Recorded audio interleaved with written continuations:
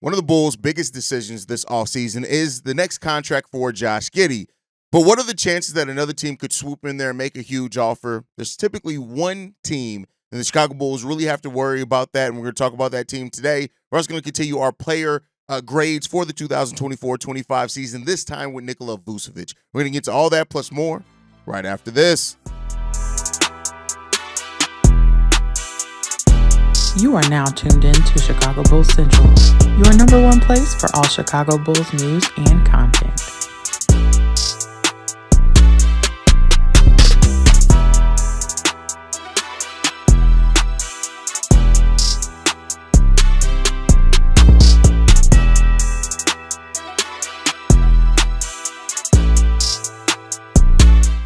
What's going on, Bulls fans? Welcome to another episode of Chicago Bulls Central, your number one spot for everything Chicago Bulls related. I'm the host, Darren Hayes, but more importantly, you guys can follow the channel at Bulls Central Pod on every social media platform we happen to be on. With that said, let's go ahead and get into this content for today, y'all. And I want to start off talking about Josh Giddy and his pending contract. I know we made a lot about and talked about over the season what the price on that contract could be. We may dabble a little bit into that, right? But I want to talk about the chances that another team could come in there and sign away Josh Giddy. And there's really just one team. Now, there's two teams on paper that could do it, one being the Utah Jazz, but that would only come down if John Collins does not pick up his player option. It is highly probable going to pick up that huge player option because he's probably not going to get that money out in the open market, right? So that leaves the Brooklyn Nets, right? That is the one team with the most practical cap space left to theoretically make a run at Josh Giddy or another potential free agent here that we're going to talk about a little bit when it comes down to it. They're projected to have $91 million in cap space. That's $67 more million than any other team below them. They're really the team with the biggest market. And if the Brooklyn Nets want to play spoiler on any restricted free agent this offseason, they're the team that can do it. And this is a position that the Bulls are hopefully going to be in the 2026 summer as well, when they have over $100 million in projected cap space. Is that you can make a huge offer on a team, and if you take your swing and you miss, right? But if you land, you're getting a really good player while taking it away from another team, and that's what the Brooklyn Nets may do. Much like the Chicago Bulls, really the cap situation of the Brooklyn Nets is very similar to the cap situation of the Chicago Bulls. The Brooklyn Nets only have two players with salaries of more than $20 million, and the rest earn $4 million or less. Now, that's not necessarily true right now for the Chicago Bulls, but that's around where they're going to be at heading into the 2026 summer. But again, I'm not going to keep making it about that, right? Now, so Brooklyn Nets cap space, like they can have $91 million in projected cap space, but then when you look at all the options and things like that, probably going to be more around $45 million. Now, that is more than enough to make a swing at a player like Josh Giddy, right? And so when you look at the 2025 free agent class, which isn't the best, you got LeBron James, Kyrie Irving potentially, right? Kyrie's probably going to stay there with Dallas. James Harden probably going to stay there with the Clippers, right? So then after that, you're looking at a group that mainly is around Miles Turner, Naz Reid, Jonathan Kuminga, Nickeil Alexander-Walker, and Josh Giddy. Those are basically the top free agents after you clear the guys that could potentially become free agents this offseason. And then you look at guys like Kuminga and Josh Giddy specifically, right? And how they actually do make sense for the Brooklyn Nets. And you look at the timeline that the Brooklyn Nets are on, right? They're bringing back Nick Claxton, Cam Johnson, Cam Thomas as well, right? So that's your center, that's your power forward, and that's your shooting guard, which means that the Brooklyn Nets are going to have a need theoretically for point guard and small forward, right? And a wing player. And if you think about that, that could be Kuminga, that could be Josh Giddy, depending on what you look at it, right? $45 million. That's about what they have to spend. You look at the projected or the rumored salary that Josh Giddy's looking for at that $30 million range, and the Brooklyn Nets can absolutely make that move and try to bring in Josh Giddy there, right? Which could make sense next to Cam Thomas, who's a player that thrives as a scorer. You have a more set-up point guard there who can maybe get more out of everyone. The Brooklyn Nets are the team that both the Golden State Warriors and the Chicago Bulls should be looking at and wondering, are they going to try to make a move? Are they going to try to make a move here for one of our guys? And if they do that, are we prepared to match that when it comes down to it? And that's what we'll have to end up seeing when it comes how it all shakes out, right? And we'll see. You look at the restricted free agents that Brooklyn has as well: Jalen Wilson, Tyrese Martin, Drew Timmy. When it comes down to that, so it's not like they have a lot of guys either that you're looking at like, we got to make sure we re-sign those guys. Now, Cam Thomas, a potential restricted free agent at the end of the season, right? So you got to look at what you're going to do with him. He's going to eat into that cap space. Day'Ron Sharpe, you keep him around, right? Zaire Williams, do you keep him around? So those are things that they're really looking at when it comes down to that. But overall, this is a Brooklyn Nets team that is probably in the best position, period, to try to make a move for Josh Giddy. Now, when it comes to the Bulls, Josh Giddy is a restricted free agent, which means that they have the right to match any offer that Josh Giddy gets, right? And you have to weigh the questions, and I know this is going to be a different conversation depending on how each Bulls fan looks at this, right? Is that if you have Josh Giddy and you have the right to match his contract, if you truly believe he is part of your future, you match that contract. You have no bad contracts at all going forward. Well, Patrick Williams, but it's not a huge contract, right?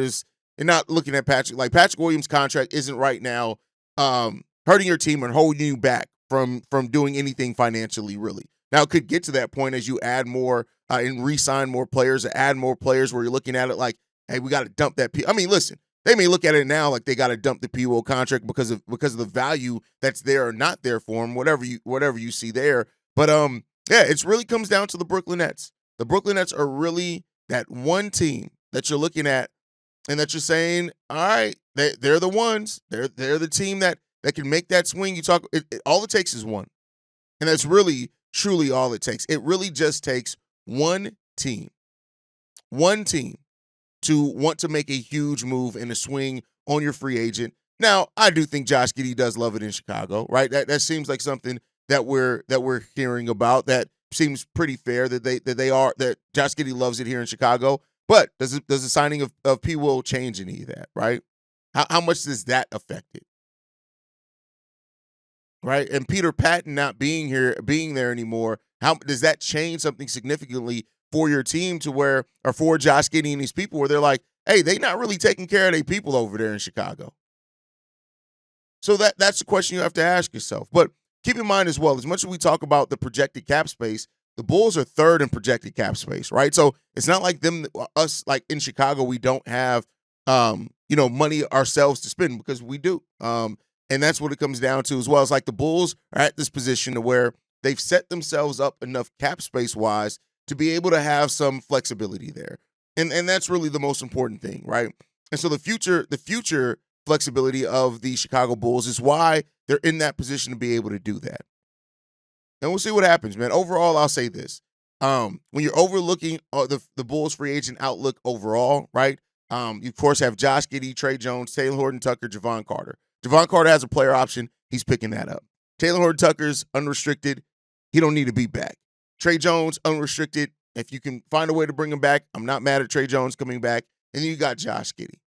And all eyes are going to be on what happens with Josh Giddy, right? Finishing the season with 21 points, 10.7 rebounds, 9.3 assists on the final 19, 20-ish games of the season, right? Had the best shooting season of his career as well. And so the Bulls going into these contract negotiations, I don't think anything's going to be personal per se, but it is going to be something where, best believe, this is Josh Giddy's first big contract.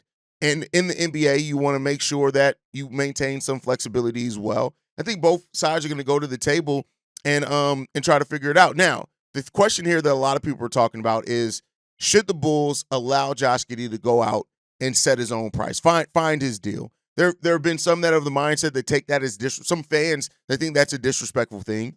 Like I said, I think when it comes down to contract extensions, both players and the teams understand that it's a business, right? And you can end up getting better for yourself by having to go out and do that. Now, we'll see, right? AK and Eversley have never really made somebody go out and get their own deals, right, to sign it. But when you look at the restricted free agents that they've had, Kobe and Io were restricted free agents. They were both coming off down seasons, right? And so the Bulls were able to sign them to shorter but very team-friendly contracts, which could end up coming back to bite them in their ass in 2026, but we'll see, right? Then you look at Patrick Williams, who was a restricted free agent.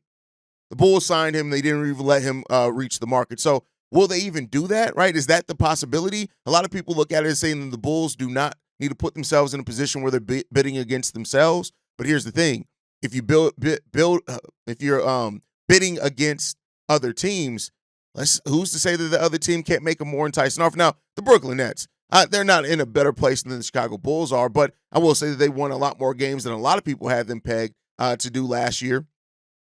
Because of that, there could be a look of they're adding a really good pick in this draft, right? Then on top of that, you could be looking to add a player like Kuminga or Josh Giddy in free agency based off what you do in the draft. So there's a lot of things that's up in there, but those 26 wins, right, by the Brooklyn Nets, I know it's only 26 wins, but in some ways, it's a lot more than they were projected to be. And imagine if you had a team that fit kind of more together, right? So that's the thing when it comes down to it. Josh Giddy wants 30+ million.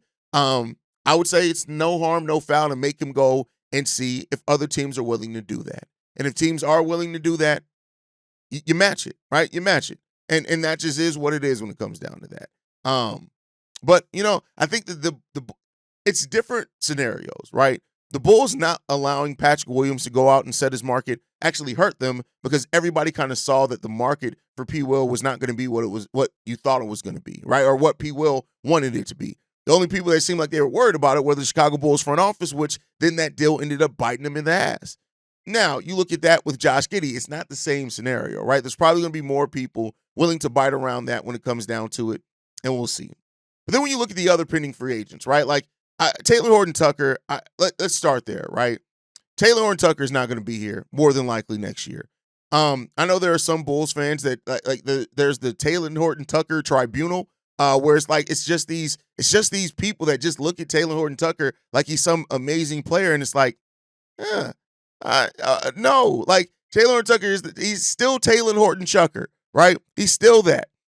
Trey Jones, I think that Trey Jones has potentially earned himself a starting position in another team with the way that he came in here and played with the Chicago Bulls, and I do think that that's going to be something that hey, he's a really good facilitator. His assist to turnover ratio is really good. He showed himself as a scorer, which he didn't get to do a lot of in San Antonio. And I do think that he has the potential to be one of the kind of quiet but pickups in this offseason that really pays off for whatever team is. Now maybe that is the Chicago Bulls. Maybe it's not.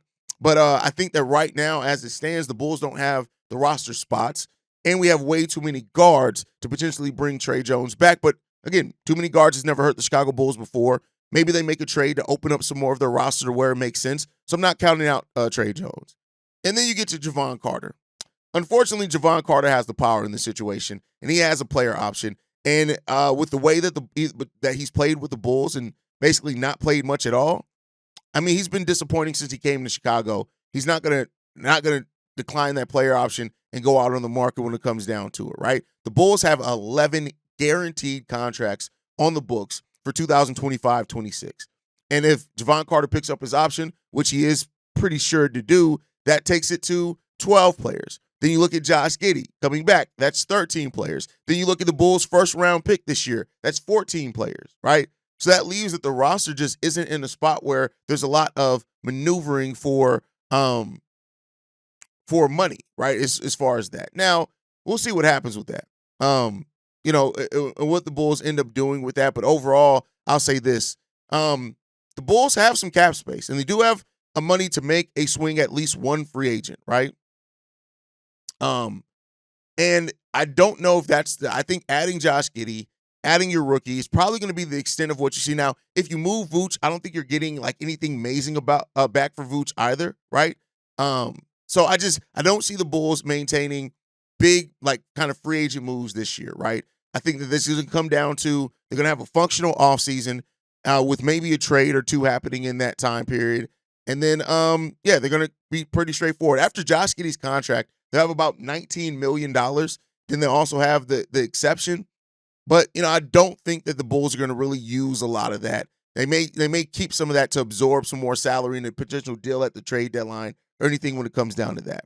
So the Bulls free agency is the way that it's shaping up right now. It's probably going to be Josh Giddy. It's probably going to be drafting your first round pick, right? You do also have a second round pick in this draft that's going to be more towards the end of the second round, and that's really it.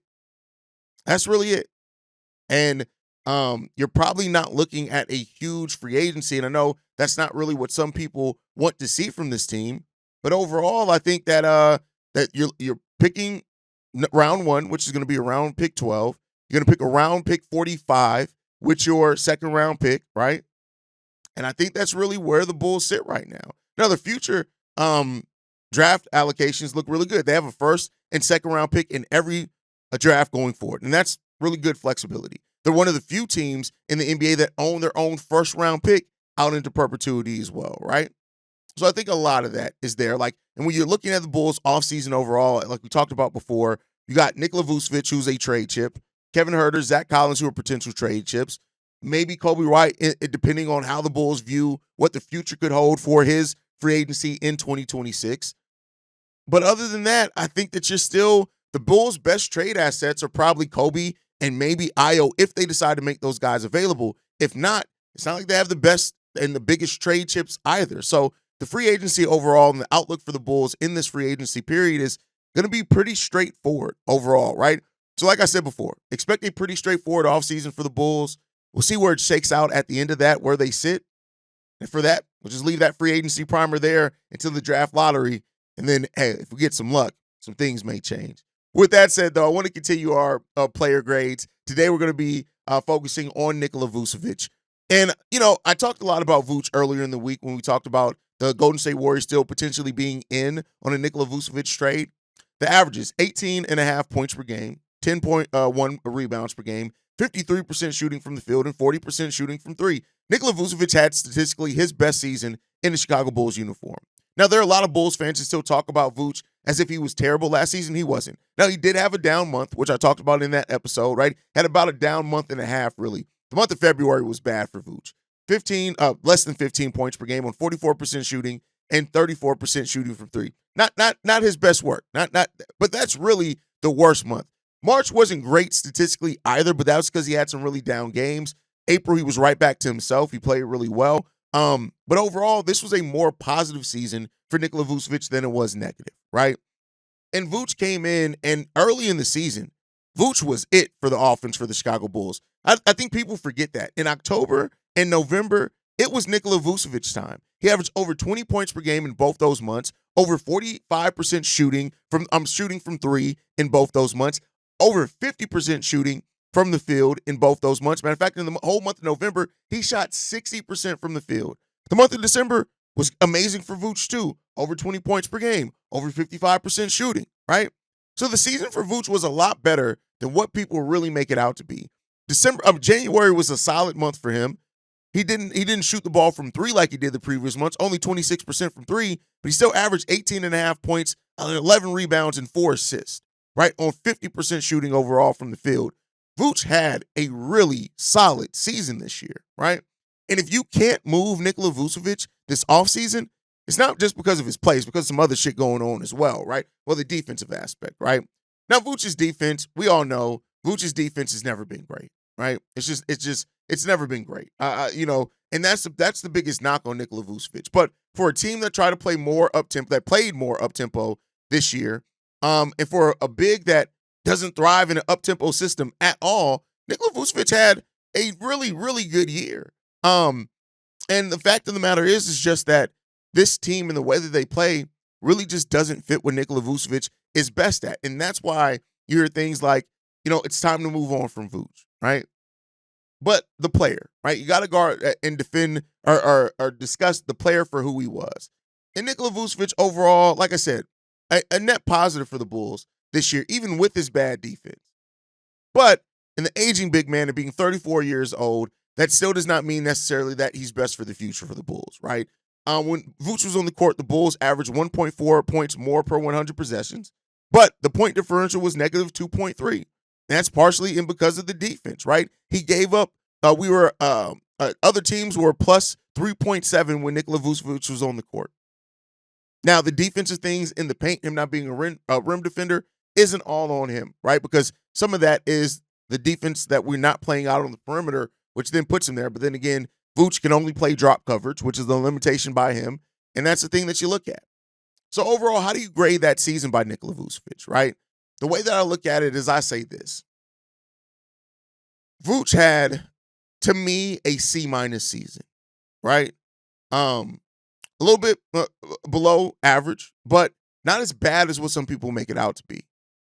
That does not, now, even with that grade, it does not mean that Nikola Vucevic needs to be on this team for the future. It just means that who and what Vooch is no longer fits who and what this Chicago Bulls team is telling us that they're trying to be. And because of that, you have to figure out a way to break that up before it ends up hurting the players that you're still trying to play here, right? And I think when you look at a player like Zach Collins and him coming in here, when he took over as the starter for that period where Vooch sat, and the Bulls' defensive ratings went up so exponentially with Zach Collins not even being an amazing defender himself, it just points towards it's time to move on from Vooch. But objectively, I got to give Vooch a C-. But again, that could even be a bit harsh depending on how people view it. Because again, through the first 2.5 months of the season, I know we still lost a lot of basketball games, but if it wasn't for Vooch, we would have lost almost all of those games because he was the guy that was hitting big shots. He was the guy that was being consistent. He was that. Even while guys like Kobe and Zach LaVine were figuring their shit out. So, Nikola Vucevic, I give a C- in this one. Would love to hear from you guys on the grade that you give Nikola Vucevic, but that's my time for today. Make sure you guys are following us at Bulls Central Pod. You can send us any feedback, questions, comments, concerns, bullscentralpod@gmail.com. Lastly, if you want to leave a text message and our voicemail for the mailbag, the number to do so, 773-270-2799. We are the #1 spot for everything Chicago Bulls related, but that's thanks to you, lovely and beautiful people. And like I like to end every episode on, go Bulls. Love you guys. See you right if you can, y'all. Peace. This has been a presentation of the Break Media.